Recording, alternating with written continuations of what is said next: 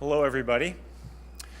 Hi, I'm Lawton Snyder. I'm the Executive Director of the Eye and Ear Foundation of Pittsburgh. At the Eye and Ear Foundation, we've been working with our scientists here to find cures and treatments for cancers of the head and neck. At one of our education events a few years ago, we discussed that less people would have HPV-related cancers if they would just get vaccinated. Unfortunately, in the county of, or in the city of Pittsburgh, 79% of boys and girls in our area are not fully protected against the HPV virus. This prompted us to ask the question, what can we do about this? We all know of the organization in Pittsburgh called the Jewish Healthcare Foundation, which does a tremendous amount of very good advocacy work for issues related to public policy in healthcare. We engaged our friends at the Jewish Healthcare Foundation. They accepted our challenge to do something about this. For the past 2 years, they've been working extensively with local organizations to increase awareness and change public policy with the goal of increasing the utilization of the HPV vaccine in Allegheny County. These efforts prompted the Allegheny County Board of Health to consider putting the HPV vaccine on the list of required vaccinations for children entering the 7th grade. The members of the County Public Health Board will vote on this tomorrow. Today we have 3 speakers here who represent the leadership of the fight against HPV-related cancers in the city of Pittsburgh. We will first hear from Dr. Nancy Davidson, the director of the University of Pittsburgh Cancer Institute, followed by Dr. Jonas Johnson, the chairman of the Department of Otolaryngology, followed by Dr. Robert Edwards, the chairman of the Department of Obstetrics. Thank you so much for the opportunity to speak with you today about this very important initiative. As you heard, I'm Nancy Davidson. I'm a physician, a medical oncologist, and I'm a researcher. And I'm here to represent the 2,000 or more individuals across the University of Pittsburgh Cancer Institute and UPMC Cancer Center all across Western Pennsylvania who are absolutely passionate about this particular cause. Now, medical oncologists, we're the kind of people that give systemic therapy for cancer, so we're not very popular. And frequently, I'm asked, how is it that I can prevent cancer, doctor? Well, there's some pretty simple answers. One of them, of course, is that you cannot smoke, the single most important thing that we could do. You can watch your sun exposure to prevent things like melanoma. But today, our topic is how one can take advantage of cancer prevention vaccination, cancer-preventing vaccines, as a way of decreasing one's risk of developing cancer. We're here today to talk about the HPV vaccine, vaccination against the human papillomavirus, a virus that is related to almost 40,000 cancers in this country at the present time. Just last week, the Centers for Disease Control told us that these kinds of cancers have risen by 17% between 2008 and 2012. And because these are virus-related cancers, these are things that are eminently preventable. So I think that we all should be very much on board with this particular issue, which allows us to bring these cancer-fighting vaccines into the portfolio of vaccinations that we routinely recommend for 7th graders as a way of trying to prevent their developing cancer at a later time in their lives. Now, sometimes people say to me too also, well, Nancy, you're a doctor, you're a researcher, what about me as a mother, as a real person? Well, I'm a daughter and I'm a mother. I'm the daughter of a woman who developed polio in the last years before the polio vaccine came in. I was lucky. My mom did well. She recovered after many months of convalescence. Luckily, my brother and I, toddlers at the time, did not get that disease from her. And I can assure you that she made sure that we were vaccinated against polio the moment that vaccination came available. So these are life-saving types of vaccines that we're talking about. Now, I'm also the mother of a daughter. And I can assure you that my daughter took the HPV vaccine the moment it became available in 2006 as a young person who was in the appropriate age group. So I would ask you, as a physician, as a researcher, as a representative of so many in our part of the country and across the world that are passionate about trying to reduce the footprint of cancer, that we would embrace the opportunity to put this cancer prevention strategy, this cancer prevention vaccination at the hands of our 7th graders in Allegheny County. Thank you very much. So as I was introduced, my name is Jonas Johnson. I'm the chairman of the Department of Otolaryngology here at the University of Pittsburgh. And I've dedicated my professional career to taking care of people with throat cancer. So that's what I do. And you know, it's true that years ago, the #1 cause of throat cancer was tobacco. And we spent most of our time trying to work toward affecting people, helping people to stop smoking. But what we've observed in the last 15 or 20 years is the sudden emergence of a throat cancer that's caused by the HPV virus. And it's turned into an epidemic. All of a sudden, HPV-related throat cancer is more common than tobacco-related throat cancer. So, you know, the good news is it's relatively easy to treat. Our treatments are effective. But the trouble is the treatments cause toxicity. They cause side effects. So the most common treatment for HPV is irradiation, but the irradiation is made more effective by chemotherapy. That's good, it makes it more effective, but the chemotherapy makes the irradiation more toxic. So everybody who's treated with chemotherapy and irradiation gets burned, and they have pain. And then everybody who gets treated with chemoradiation loses their sense of taste. And then they also have their saliva affected. So instead of making normal saliva, they make thick mucus. Now, over the course of time, the pain goes away. That's good. Over time, most people get some of their taste buds back. The saliva is never normal. So they're affected forever. Then long term, what happens to people who've been treated for throat cancer is their throat starts to get stiff. And with this stiffness, they have trouble with their neck, they have trouble with their shoulders, and they have trouble swallowing. So we call these treatment-related toxicities. So the good news is, yes, we cure people, most people with HPV cancer. A few die a horrible death. The bad news is that even the cured people suffer. They suffer with the treatment, and then they have to live forever with the side effects of this treatment. So about 10 years ago, 2006, a vaccine was introduced. And it's been available for a decade. This vaccine is safe and effective. The problem is that people aren't using it. So I'm here to lend support to the initiative by the Allegheny County Board of Health to include this vaccine on the list of vaccinations that are already required for school children. It just makes sense.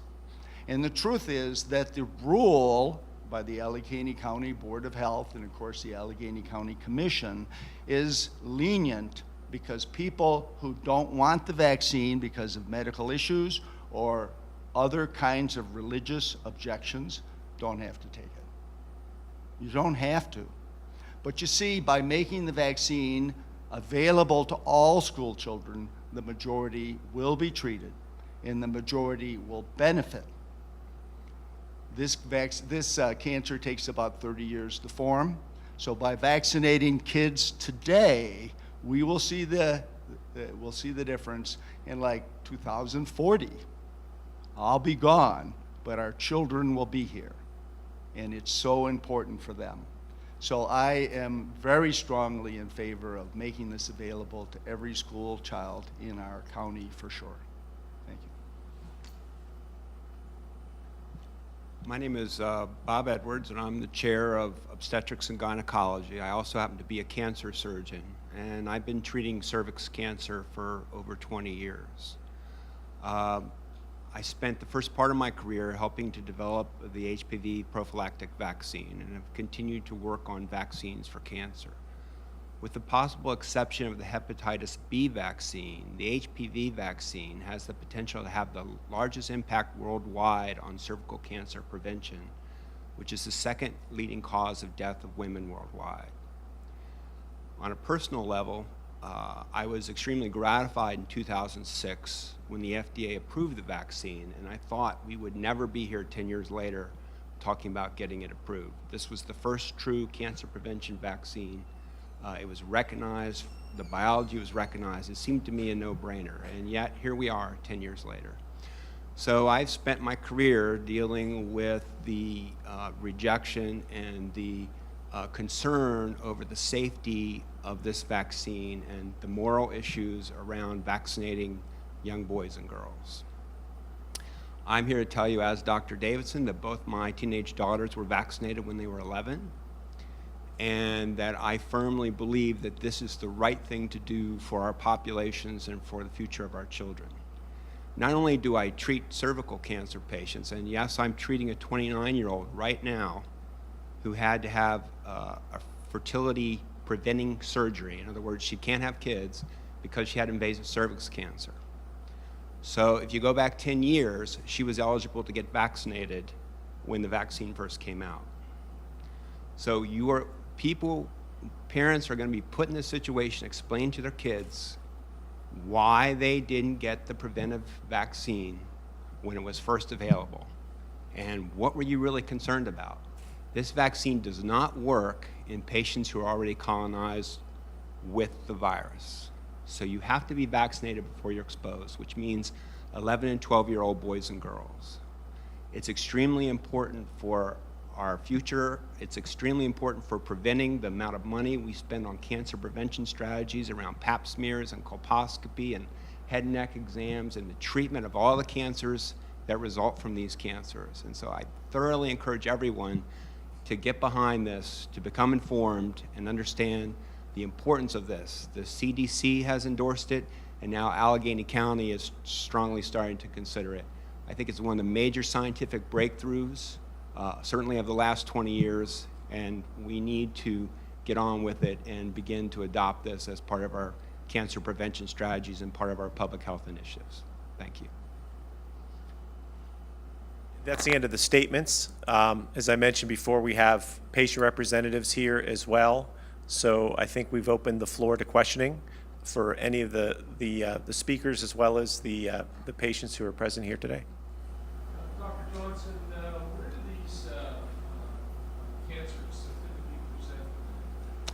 So in the throat, for reasons that we're not entirely sure of, they develop in the tonsils and way in the back of the throat. We call it the base of tongue, but it's not in the front where you can see them. So they're very hard to detect. They're in the back of the throat. And is there discomfort prior to treatment, or does the treatment cause discomfort? So oftentimes there's no discomfort. The most common presentation is with a lump in the neck. And of course what a lump in the neck is a metastasis. So it means the cancer is advanced. This part of the throat we call the oropharynx is pretty silent. And the majority of patients don't notice their throat. The first thing they notice is a lump in the neck. That's right. What are the people saying why they don't put their children in this vaccination? Treatment is better than most. I'm afraid I don't know why parents are not getting this vaccination. What is it? And how do you address it? Well, most parents, myself included, refuse to believe that our children will ever become sexually active, which is, it seems naive, but it's the reality. It's very difficult to talk about the sexual health of an individual when they're 11 years old. But the reality is, this is a cancer prevention strategy, not an HPV infection prevention strategy. It happens that the virus causes the disease, but it's cancer prevention that we're interested in. The vaccine is 90+% effective in preventing future cervix cancers. If the entire population was vaccinated, the amount of cost savings to our country and worldwide, it's even more impressive, would be astronomical, because we have a prevention strategy instead of a screening strategy. So I think the other issue has been is that because it's not an issue in early adulthood, parents And to some degree, even pediatricians and family practitioners don't see it as an imminent enough threat. So it was very fortunate that the CDC came through and endorsed it, and they did this after a great deal of scrutiny. The issues around safety, the vaccine adjuvant is the identical vaccine adjuvant used for the hepatitis B vaccine. So the safety profile is identical. There's nothing about this vaccine that's any more virulent or difficult to take than hepatitis B, which we routinely vaccinate the population. So. Is the vaccine expensive? Is it covered by most insurances? So my understanding is that routine vaccines, certainly vaccines that are approved by the board, Allegheny County Health Board, are covered by most insurances. The vaccine is supposed to be given in 3 separate doses, although you know, there's some information that possibly you don't really need all 3. That research is still going on. But exactly as Dr. Edwards has said, this vaccine has had a remarkable record of safety and effectiveness. I think Dr. Snyderman had a comment or question. Are vaccination rates higher than other countries? What's been the experience? So we're not as strong as we'd like to be in the United States. I saw statistics not too long ago that suggests that our track record doesn't measure up to Rwanda. And that's a pretty sad statement. Through the American Association for Cancer Research, we've had a chance to look at these kinds of things, and there are many countries that have a higher vaccination rate that we have, including some where you would say that we ought to be ahead of the curve, so we have a lot to achieve there. If Allegheny County were to do this, where would we fit in among other jurisdictions in the U.S.? Is it mandatory? Well, not mandatory, but is it publicly available in the same way in other cities, most other cities? You know? So my understanding, of course, is it's publicly available everywhere in the United States. It's approved by our Food and Drug Administration, and then it's been approved by the Center for Disease Control. At this juncture, it's required to go to school in Virginia and in Washington State. And does someone else in the audience know it's required at a couple of other places, maybe the District of Columbia. So it's required some places already. You know, so it becomes then an opportunity for individual choice unless it's required. And if it's required, then instead of having to choose the vaccine, you have to choose not to have the vaccine. And we think by putting it in that phase, we're far more likely to get the most kids vaccinated. You know, a few will choose not to, but the majority will just do it, and that will be the best for everybody. I think you raise a good point that, you know, this is an opportunity for us as a community to be out ahead of the curve. I give a lot of credit to the Allegheny Health Department for bringing this to our attention as a citizen, as the citizens of this area. And I'm excited that the citizens are willing to think about this, because this is a way for us to improve our public health locally for a long period of time to come, as you heard from Dr. Johnson, and to really set an example for other places in the country that lag behind. What's more is that, you could say that the polio vaccine was invented in Pittsburgh, and we were on the front of the curve there. We'd like to stay on the front of the curve and have a leadership role in preventive health care in our country and the world. We should recognize the Jewish Healthcare Foundation again for their major advocacy in taking the lead on this within Allegheny County. I think no one would argue they've been instrumental in promoting this. And if you only get the virus by being sexually active, and then are there different strains they cause differently? So the question is about the strains of the virus, and I think there's about 100 strains, of which a few are associated with cancer. So there are 2 of the viruses that are responsible for 96% of the cancer. There's 4 that are probably responsible for 98 or 99%. And then there's half a dozen others that are rarely associated with cancer. So in 2006, there were 2 vaccines approved by the FDA. One had 2 of the viruses covered, the other had 4. Today, there's a 3rd vaccine that covers 9. Okay? So it covers 99.9% of all the cancers. So it's really pretty effective. Could you tell us more about the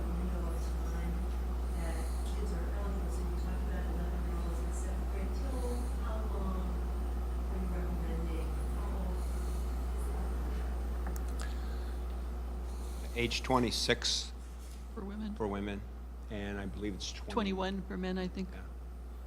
So I'd like to speak to that.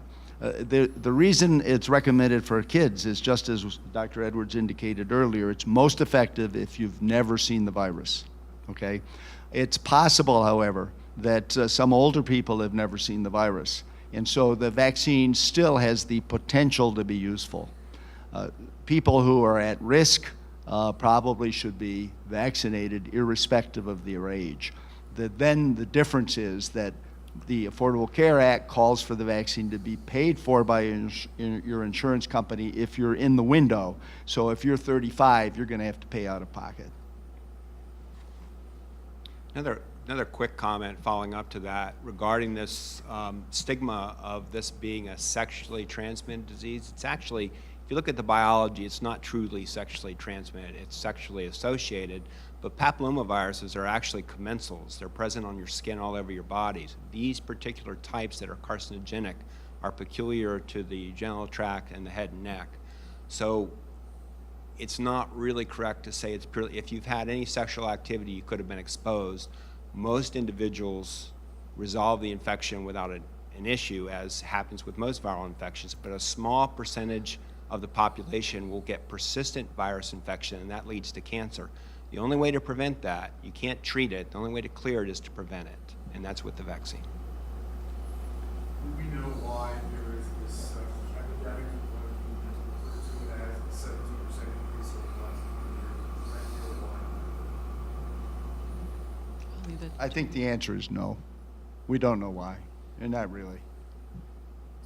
There are risk factors, though. I mean, we don't know the causal answer, but there are associations. So, for instance, if you smoke, you have a 4 times increased risk of the general population of getting cervix cancer. If you have HPV persistence, it's 7 times. If you smoke and you have HPV for cervix cancer, it's over 14. So, smoking and having the presence of this virus drives up your risk astronomically and is associated with most of the problems we have with persistent infection and abnormal pap smears in women. I'm not familiar with the head and neck data, but there's a clear association. So as you have higher percentage of the population smoking, and smoking in women has gone up significantly, as has the lung cancer rate, this is one of the byproducts of that, at least in women. So if you get cancer in the head or neck, that means you see a virus from on your skin, that's not sexually transmitted. I think the answer is we don't really know. Right now, most of the evidence suggests that the virus is transmitted person to person from close contact.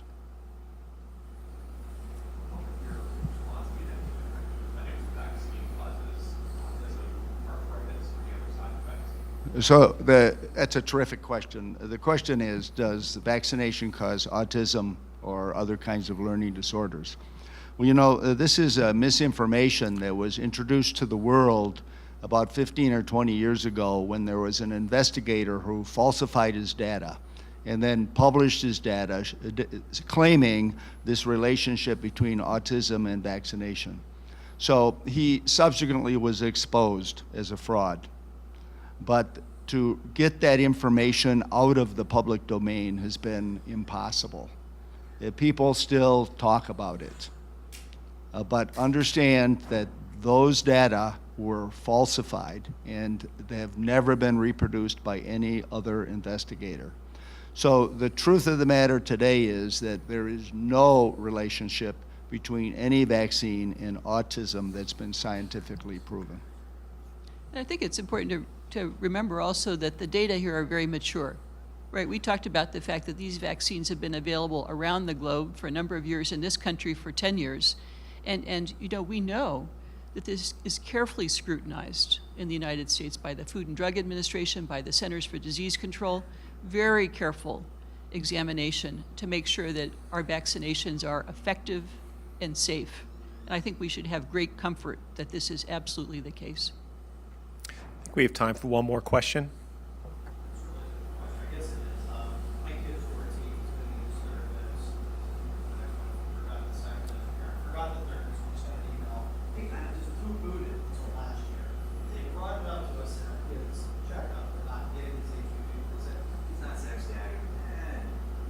year, it was like killed over firmly.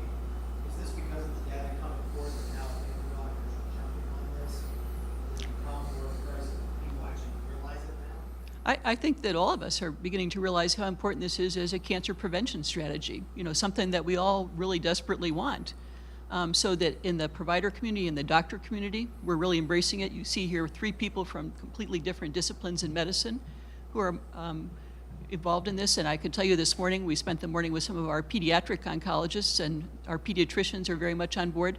So it's the availability of the vaccine, the fact that it's effective, the fact that it's safe, and that we are, as a provider community, endorsing it. And we're grateful. We're glad to hear that you, as a consumer community, are as well. Okay. We'll take this one last question here. Why are so many middle-aged men diagnosed with HPV? So the middle-aged men get it in their throat. And the way we understand it is that they are infected when they're like young, between the ages of, say, 15 and 25. And then viruses get into your cells.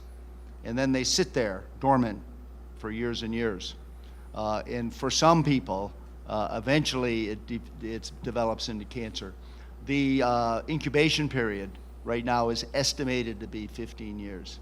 But understand, it's just an estimate because we don't really know when any individual was exposed to the virus.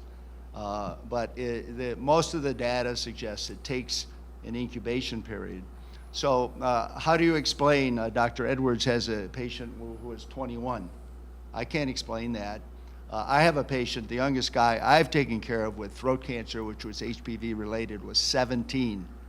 So I believe that has a long incubation period. My guess is that young man was exposed when he was born. His mother had it.